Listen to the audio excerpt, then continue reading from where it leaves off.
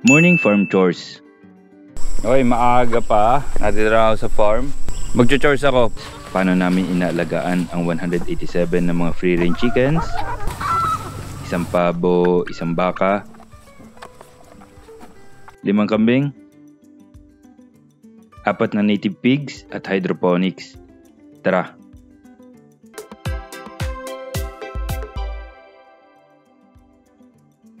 Napakagandang umaga. Na-miss ko lahat ng alaga ko. Kaya sige, magcho-chores ako. Pero nakapagsimula na kasi sila. Hahabol na lang ako. Pero gusto ko ipakita sa inyo ang aking batch 22. So, i-check ko kung ano yung nagawa nila. Yan. May laman ang bulk water. At disconnected ang nipple kasi naka-bacterial flushing tayo. At ang feeders, may laman naman. Ang mga manok dito ay 115 heads at mahigit 1 kilo na sila. At generally, okay naman sila dito. Sa batch 21 naman tayo. Ito ang mga tira na natin na manok. 6 na piraso na lang sila dito. May palabas-labas pa na isa. Ayaw mo pa silang makasama ha. Sa ating layers naman tayo. Aba, ay meron ding nasa labas na manok ha. Mga pasaway na mga manok. Mag-disinfect muna ako ng paa bago pumasok. May nasimulan na rin naman dito kaya ituloy na lang natin. Bulk waterer. Kakunti na ang laman kaya need itong i-refill. Ang feeds, ilalagay na rin. Kakunti na eh.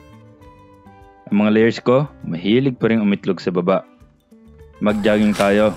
Light lang, may mga manok kasi sa pugad eh. Sila ay 54 na mga manok dito. Busy na sila sa pangingitlog. Nirefillan ko ng bedding ang mga pugad. Maninipis na kasi eh. May ipot pa ang iba. Mukha namang nagustuhan nila yung bagong lagay na pugad na bedding. Yan. Busy na busy ang mga pugad eh. Mangolekta naman tayo ng mga itlog. Okay, 2 sa pugad na ito. Ang ganda ng pagka-brown ng isa oh. Excuse me lang mga manok. Kunin ko lang muna ang mga itlog. Naka-11 naman na itlog tayo ngayong umaga.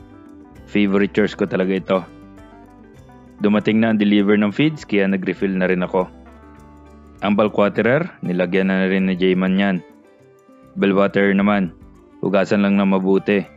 Well, hindi sobrang buti, basta hugasan natin. Okay na tayo dito, punta na tayo sa tandang at sa pabo. Update lang natin ang ating checklist para walang makalimutan na chores. Iabante lang natin parehas ang tractor nila. Araw-araw minumove ito.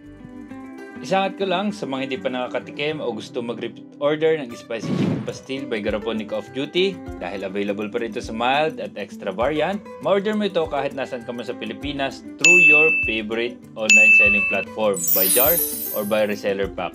Check out na. Pinatuka ko ang aking mga tandang. 12 na tandang naman dito. Nakabukod para hindi naman harasin ang ating mga inahin.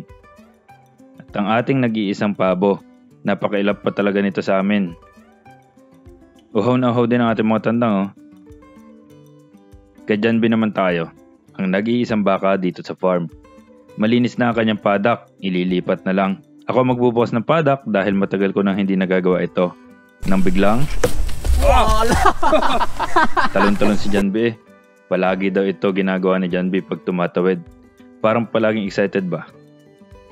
Bigyan natin ng tubig. May feeds din yan na konti. At ang favorite ni Janby, dose of molasses. Gustong gusto niya yan. Pag nakita niya na may hawak kami ng planggana, lalapit na yan. Pagkatapos, nilinis namin ang pinag-alisan na paddock ni Janby. At hinakot ang mga kalat. Ang dami kasing kalat dahil sa mahangin na panahon. At itinapon sa tambakan. Napakataas na rin ang tambak dahil tambak pa yan mula sa pinakahuling bagyo.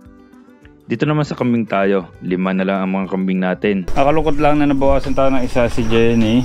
Kaya mas paghihigpitin ko ang mga kailangan gawin dito sa mga kambing para mas maging okay ang management namin dito.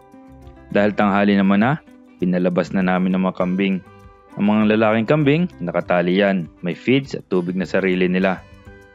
Para kasi hindi nila basta-basta maabot ang ating mga inahin. Okay, andito naman tayo sa ating native pigs. So, simple lang mga chores dito. Check natin ang rope para sure na walang nakalapat sa ating fence na magdudulot ng pagkalobat ng energizer. Kaya nilibot ko at inalis ang mga malalapit na lumapat dito. Ang sikip na sa daan ah. Huwag na natin patagalin ang pagkain at excited na mga native pigs. Sunod na sunod eh. Nilagay ko na ang feeds at si Jayma naman ang sa tubig.